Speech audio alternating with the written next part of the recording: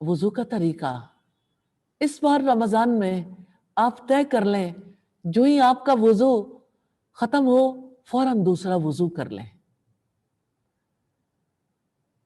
ایک وضو پھر دوسرا وضو۔ مجھے یاد آتا ہے سیدنا بلال رضی اللہ تعالی عنہ کا واقعہ۔ نبی صلی اللہ علیہ وسلم جب معراج کے لیے گئے تو آپ نے اپنے آگے آگے سیدنا بلال کے قدموں کی چاپ سنی۔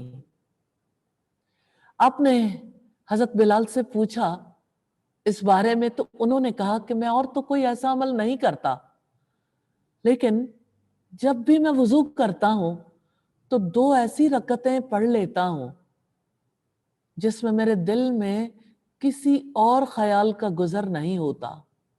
آپ اندازہ کر سکتے ہیں یہ وضو کتنی بڑی چیز ہے، اور تحیۃ الوضو۔ اس بار رمضان میں پاک ہونے کے طریقے بھی سیکھیے، اور اپنی زندگی میں ان طریقوں کو لانے کی کوشش بھی کیجیے۔ جنت میں رسول اللہ کے آگے آگے حضرت بلال کے قدموں کی چاپ وضو کے نوافل کی وجہ سے تھی۔ تو اس بار رمضان میں اللہ تعالیٰ کی رحمت سے آپ بھی یہ طریقہ اختیار کر سکتے ہیں۔ اللہ تعالیٰ ہم سب کو توفیق عطا فرمائے۔ بات وضو کی ہو، نماز کی ہو، بات روزے کی ہو، یہ سب کچھ کیا ہے؟ ڈس انفیکٹ کرنے کا فطری طریقہ،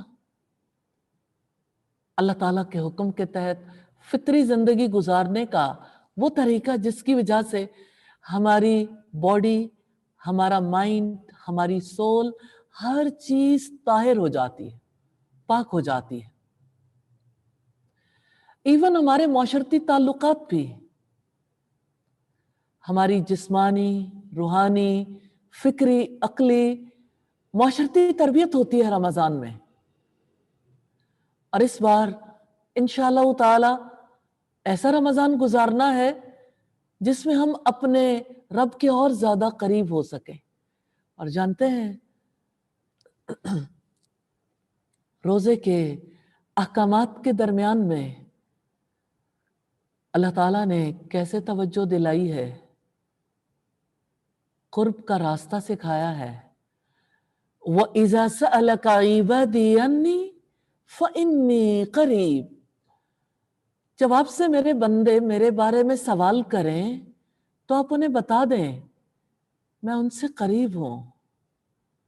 اجیب دعوت الداعی اذا دعانی، جب بھی میرے بندے مجھے پکارتے ہیں میں ان کی پکار سنتا ہوں، جواب دیتا ہوں۔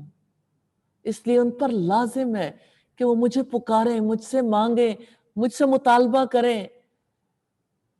اور آپ سوچئے، امیجن کریں، یہ کائنات میں بہت اہم واقعہ ہے۔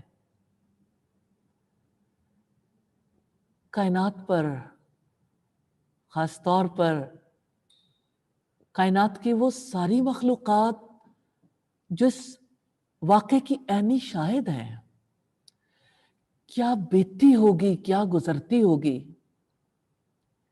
نبی صلی اللہ علیہ وسلم نے فرمایا جب آدھی رات گزر جاتی ہے تو اللہ تعالیٰ آسمان دنیا پر نزول کرتے ہیں اور سوال کرتے ہیں ہے کوئی جو مجھ سے بخشش مانگے اور میں اسے بخش دوں؟ ہے کوئی جو مجھ سے سوال کرے اور میں اسے عطا کر دوں؟ اللہ تعالیٰ سوال کرتے ہیں، اللہ تعالیٰ ندا دیتے ہیں، پکارتے ہیں، اور ایسا ہر رات ہوتا ہے۔ کائنات کی ساری مخلوقات جو اس واقعے کی عینی شاہد ہیں، وہ انسان کے بارے میں کیا سوچتی ہوں گی کہ کائنات کا بادشاہ پکارتا ہے، کائنات کا مہربان بادشاہ، قوت والا، کنٹرول والا، फैसले करने वाला,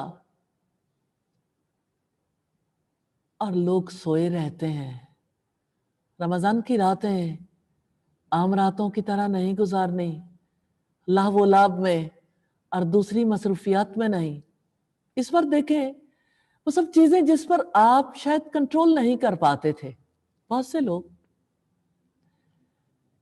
अल्लाह ताला ने उन्हें कंट्रोल कर लिया।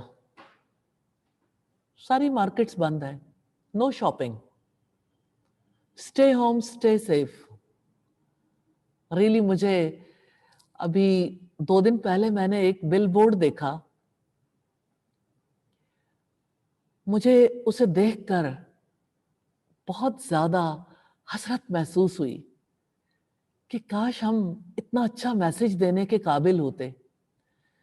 किसी कंपनी की एडवर्टाइजमेंट थी, लेकिन कितनी बड़ी सच्चाई लिए हुए। अभी चंद दिन पहले तो ये बात समझ नहीं आ रही थी, जब विमेन एम्पावरमेंट की बात हो रही थी, जब औरत की आजादी की बात हो रही थी, तो औरत तो आजाद है, बाहर आए ना।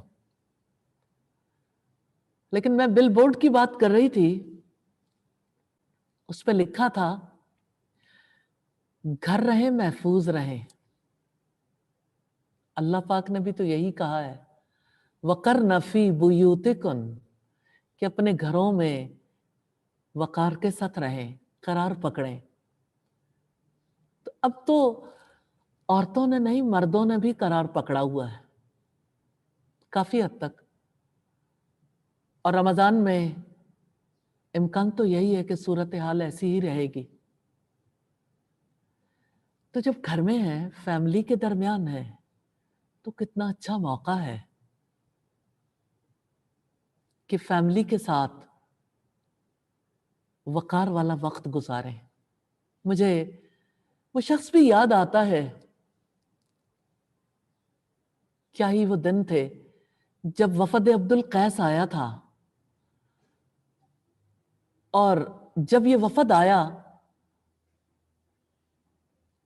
तो सब लोग भागे भागे अल्लाह के रसूल सल्लल्लाहु अलैहि वसल्लम की मजलिस में पहुंचे। लेकिन उनमें से एक शख्स था जो कबीले का सरदार था, जिसका नाम अशज था।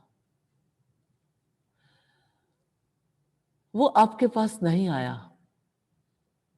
वो गया, गुस्ल किया, अच्छा लिबास पहना, खुशबू लगाई, और आप सल्लल्लाहु अलैहि वसल्लम के पास आया।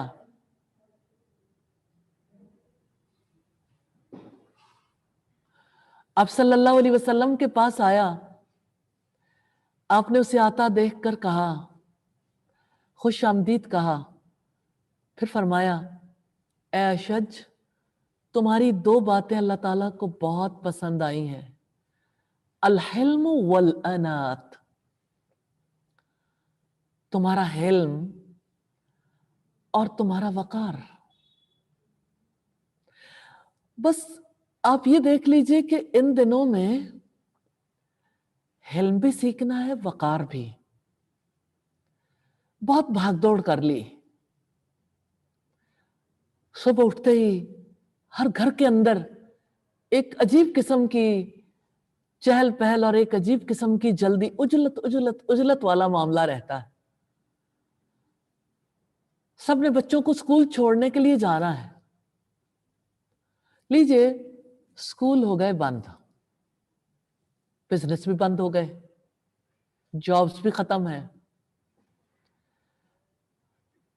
थोड़ा सा अगर लॉकडाउन में नरमी भी है जरूरियात जिंदगी के हवाले से, तब भी ऐसी जल्दी का मौसम नहीं है। अब तहम्मुल सीखना है इस रमजान में, घबराना नहीं, खौफ नहीं खाना। ये ट्रेनिंग का महीना है। आगे बढ़कर इस्तकबाल करें। मुअज़्ज़ज़ मेहमान तकरीबन 1440-41 साल के बाद आया है। हर साल आता है। इस बरस बहुत मोहब्बत के साथ, बहुत दिल की चाहत शौक के साथ इस्तकबाल कीजिए। इस महीने में तो बहुत तब्दीली आने वाली है इंशाअल्लाह ताला, घर घर में तब्दीली आने वाली है। इस बार का रमजान फैमिली रमजान होगा। रियली फैमिली रमजान बहुत ज्यादा नफा देगा, क्योंकि